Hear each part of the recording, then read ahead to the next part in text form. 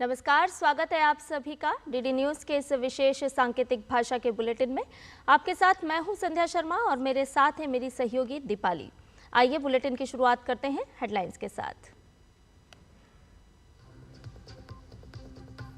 राष्ट्रपति द्रौपदी मुर्मू ने लिस्बन में पुर्तगाल के राष्ट्रपति मार्सेलो रेबेलो डी सूजा के साथ प्रतिनिधिमंडल स्तर की वार्ता की।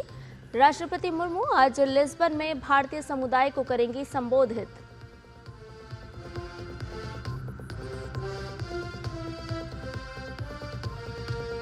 इंग्लैंड और ऑस्ट्रिया के दौरे पर गई वित्त मंत्री निर्मला सीतारमण यात्रा के पहले चरण में लंदन पहुंची।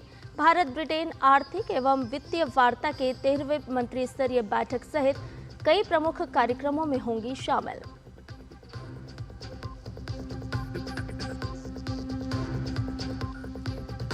दुबई के क्राउन प्रिंस शेख हमदान बिन मोहम्मद अल मखतूम भारत की 2 दिवसीय यात्रा पर आज नई दिल्ली पहुंचेंगे। प्रधानमंत्री, रक्षा मंत्री और विदेश मंत्री से करेंगे मुलाकात।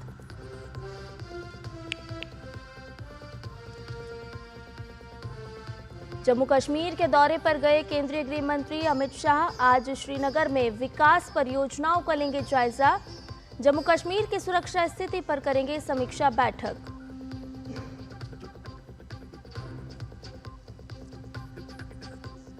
और मुंबई आतंकी हमले के आरोपी तहव्वुर राणा के भारत प्रत्यर्पण की राह और आसान हुई। अमेरिकी सुप्रीम कोर्ट ने प्रत्यर्पण पर रोक की मांग वाली राणा की याचिका की खारिज।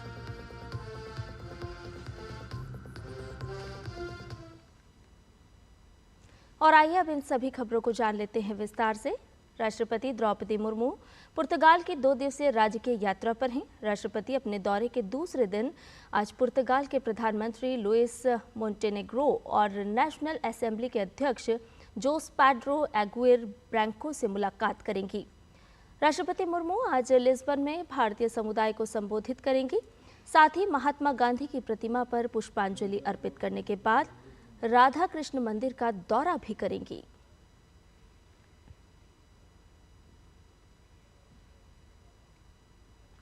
इससे पहले कल राष्ट्रपति द्रौपदी मुर्मू के सम्मान में पुर्तगाल के राष्ट्रपति मार्सेलो रेबेलो डी सूसा ने राजकीय भोज का आयोजन किया।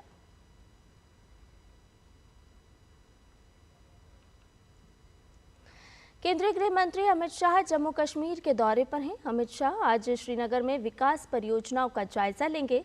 इसके अलावा जम्मू कश्मीर की सुरक्षा स्थिति पर एक उच्च स्तरीय समीक्षा बैठक भी करेंगे। इससे पहले कल अमित शाह ने कठुआ में सीमा चौकी विनय का दौरा किया और वहां तैनात बीएसएफ के जवानों से बातचीत की। ब्रिटेन और ऑस्ट्रिया के 6 दिवसीय दौरे पर गई वित्त मंत्री निर्मला सीतारमण यात्रा के पहले चरण में सोमवार शाम लंदन पहुंच गईं। यूके में भारतीय उच्चायुक्त ने हीथ्रो हवाई अड्डे पर वित्त मंत्री का स्वागत किया। वित्त मंत्री कल लंदन में भारत ब्रिटेन आर्थिक एवं वित्तीय वार्ता की 13वीं मंत्री स्तरीय वार्ता में भाग लेंगी। इस वार्ता की सह अध्यक्षता वित्त मंत्री निर्मला सीतारमण और ब्रिटेन के वित्त मंत्री की ओर से की जाएगी। इस दौरान वो ब्रिटेन और ऑस्ट्रिया के थिंक टैंकों, निवेशकों और व्यापार जगत के नेताओं के साथ विचार विमर्श करेंगी। सीतारमण के इस दौरे के दौरान कई अहम समझौते भी हो सकते हैं। वित्त मंत्रालय के मुताबिक 13वां EFD दोनों देशों के बीच एक महत्वपूर्ण द्विपक्षीय मंच है। ये निवेश मामलों, वित्तीय सेवाओं, वित्तीय विनियमनों, UPI अंतर संबंधों, कराधान मामलों और अवैध वित्तीय प्रवाह सहित वित्तीय सहयोग के विभिन्न पहलुओं में स्पष्ट सहभागिता के अवसर प्रदान करता है।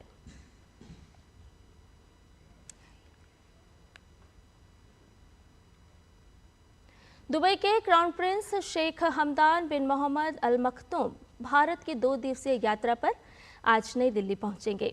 क्राउन प्रिंस के तौर पर ये भारत की उनकी पहली आधिकारिक यात्रा होगी। उनके साथ सरकार के कई मंत्री, वरिष्ठ अधिकारी और उच्च स्तरीय व्यापारिक प्रतिनिधिमंडल भी भारत आएंगे। इस दौरान क्राउन प्रिंस प्रधानमंत्री नरेंद्र मोदी से मुलाकात करेंगे। साथ ही विदेश मंत्री डॉक्टर एस जयशंकर और रक्षा मंत्री राजनाथ सिंह के साथ भी उनकी मुलाकात होगी।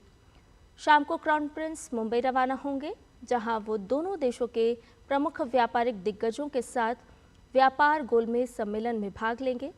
बातचीत से पारंपरिक और भविष्य के संभावित क्षेत्रों में भारत संयुक्त अरब अमीरात के आर्थिक और वाणिज्यिक सहयोग और मजबूत होंगे।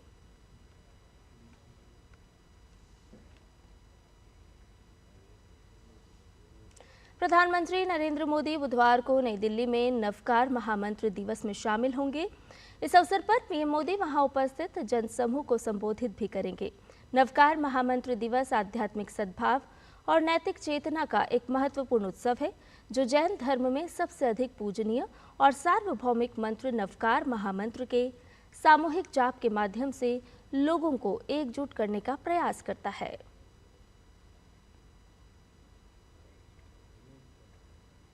प्रधानमंत्री नरेंद्र मोदी ने एक्स पर जानकारी देते हुए कहा कि महावीर जयंती के शुभ अवसर से एक दिन पहले 9 अप्रैल को सुबह 8 बजे दिल्ली के विज्ञान भवन में आयोजित एक बहुत ही अनूठे कार्यक्रम नवकार महामंत्र दिवस में भाग लूंगा। वैश्विक प्रभाव वाले इस कार्यक्रम में 100 से अधिक देशों के लोग शामिल होंगे, जिसमें शांति, एकता और आध्यात्मिक जागृति के लिए वैश्विक मंत्रोच्चार होगा।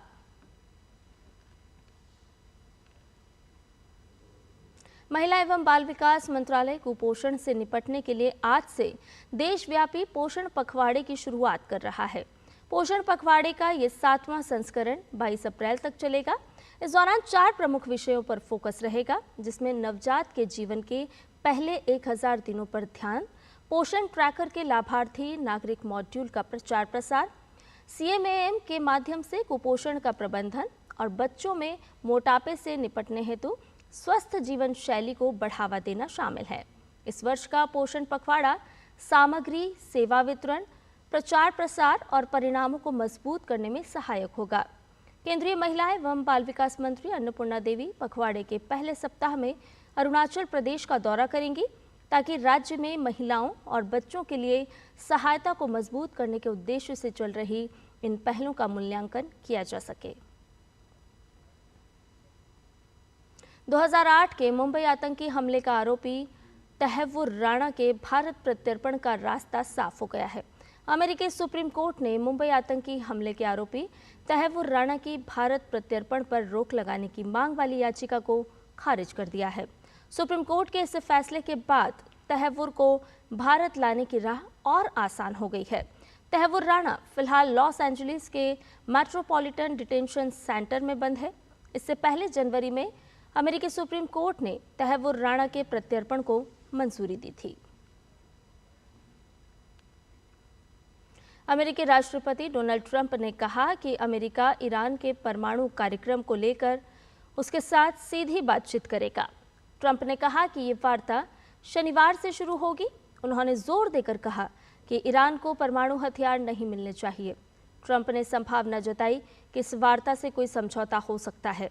राष्ट्रपति ट्रंप ने चीन पर भी टिप्पणी करते हुए कहा कि अगर चीन अपने 34% जवाबी टैक्स को नहीं हटाता है, तो अमेरिका अतिरिक्त 50% शुल्क लगाएगा। अमेरिकी राष्ट्रपति डोनाल्ड ट्रंप ने रूस यूक्रेन हिंसा को समाप्त करने पर जोर दिया है। ट्रंप ने कहा कि अमेरिका रूस और यूक्रेन के साथ बातचीत कर रहा है, साथ ही रूस के साथ संबंधों को बहाल करने की कोशिश भी की जा रही है। ट्रंप ने कहा कि अमेरिका ने रूस पर टैरिफ भी नहीं लगाया है। वहीं अमेरिकी राष्ट्रपति ने रूस यूक्रेन के बीच चल रही हिंसा को काफी भयावह बताया है।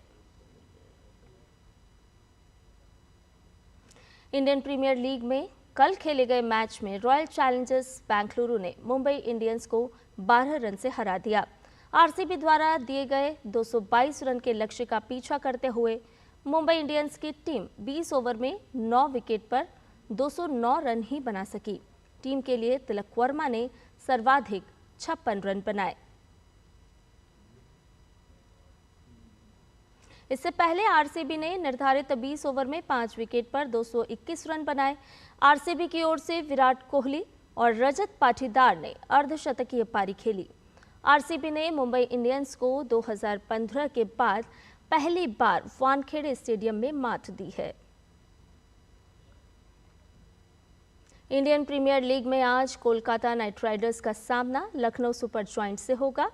ईडन गार्डन्स में होने वाले इस मैच में लखनऊ के फॉर्म में चल रहे बल्लेबाजों और कोलकाता के स्पिनर्स के बीच रोचक मुकाबला देखने को मिलेगा। अंक तालिका में कोलकाता की टीम 5वें स्थान पर है, वहीं लखनऊ 6ठे स्थान पर है। और इसी खबर के साथ हमारे इस विशेष सांकेतिक भाषा के बुलेटिन में फिलहाल इतना ही। मुझे और मेरी सहयोगी दीपाली को दीजिए इजाजत। नमस्कार।